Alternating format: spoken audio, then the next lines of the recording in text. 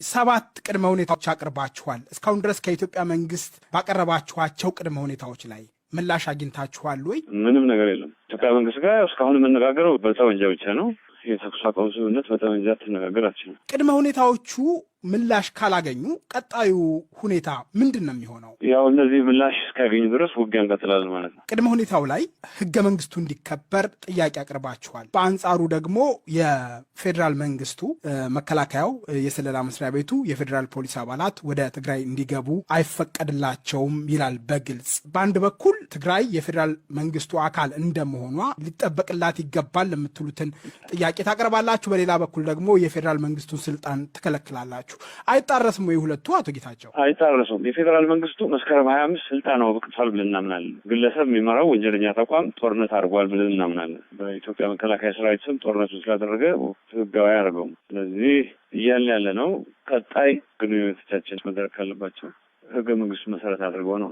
ከዛም በመነሳት ነው ከአንደኛው ኮንዲሽን እኮ መስከረም 25 በኋላ የወጡ ህጎች እንደሌሉ ይቆጠሩ የሚል ነው ያቀረብነው ሀሳብ አለ። ስለዚህ አሁን ይሄ ወንጀል የፈጸመውን መንግስት ነኝ የሚለውን አካል እንደ መንግስትም አንቀበለውም፣ ድሮም አንቀበለውም፣ አሁንም አንቀበለውም። ስለዚህ ህገ መንግስቱ መሰረት ይሁን ስንል ህገ መንግስቱን ጥሶ የተንቀሳቀሰው ወገን የጣሰውን ነገር መልሶ ውጦ ወያይ ነው እያልን ያለ ነው እንጂ መንግስትም ሆኖ ይሄ ህገወጥ ተቋም ህገወጥ የሽፍቶች ስብስብ መንግስትም ሆኖ እኛ ጋር መደራደር አለበት የሚል ነገር አይደለም። የሚጋጭ ነገር የለውም ማለት ነው። በእነዚህ ቅድመ ሁኔታዎች ላይ ለመደራደር ፈቃደኞች ናችሁ? ኦፍኮርስ ግልጽ ሆኖ በውይይት ላይ የተመሰረተ ተኩስ አቁም እናድርግ ነው። ኮንዲሽንስ ፎር ኔጎሽየትድ ሲዝፋየር ነው የሚለው። ከተደበደብ በኃይል ከወጣ በኋላ ተገደህ ከወጣ በኋላ ተኩስ አቁም ያለው ማለት አይደለም።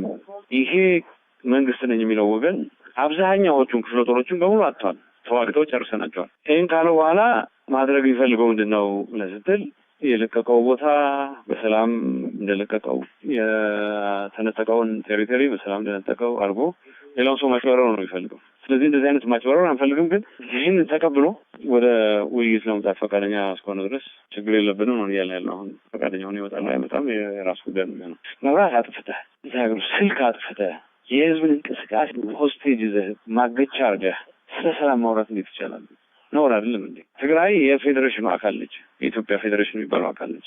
ትግራይ ህዝብ የሚወስነው ውሳኔ ኋላ ምናየው ነው የሚሆነው። ግን አሁን እስካሁን ባለኝ መረጃ በእኔ እምነት ትግራይ የፌዴሬሽኑ አካል ነች። የፌዴሬሽኑ አካል የሆነችን ክልል በኃይል አስከብራለሁ፣ ህግ አስከብራለሁ ብሎ የተንቀሳቀሰ ቡድን በኃይል ተቀጥቅጦ ከወጣ በኋላ መብራት አጥፍቶ ስልክ አጥፍቶ ሁሉም ነገር አጥፍቶ አይ ተኩስ አቁም ያለው ቢልህ ልጆች መግደል ነው ያቆመው። አሁንም ያቆመ አይመስለኝም። አውሮፕላን ካገኘ ልጆች መግደል ቢቀጥል ይመስለኛል። አስገድደን ስላስወጣ ነው። ይሄ ኃይል ተመልሶ ተኩስ አቁም ያለው ቢለኝ ተኩስ እንዲያቆም አስገድጆ አቁመው ልጅ አካባቢ ተኩስ በሌላው እየተኮሰ ነው።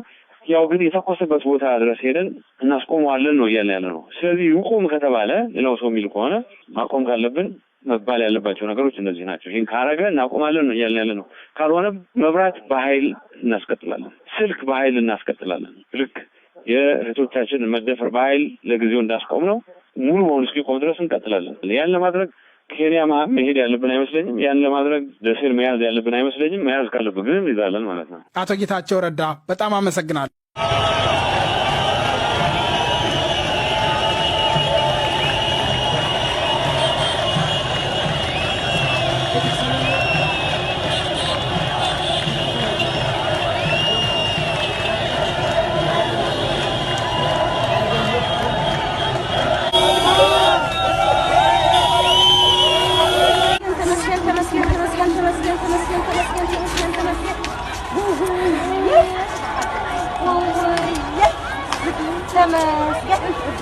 Yes.